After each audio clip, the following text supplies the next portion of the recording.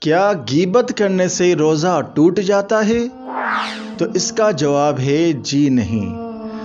غیبت کرنے سے روزہ نہیں ٹوٹتا۔ حالانکہ غیبت کرنا کبیرہ گناہ ہے، لیکن اس سے روزہ نہیں ٹوٹتا۔ لیکن یہ بات یاد رکھیں، اگر کسی مسلمان کی آپ نے غیبت کی روزے کی حالت میں، تو روزے کی نورانیت چلی جاتی ہے، لیکن اس سے روزہ نہیں ٹوٹتا۔ کیا تھوک نگلنے سے روزہ ٹوٹ جاتا ہے؟ تو اس کا جواب ہے جی نہیں۔ تھوک نکلنے سے روزہ نہیں ٹوٹتا۔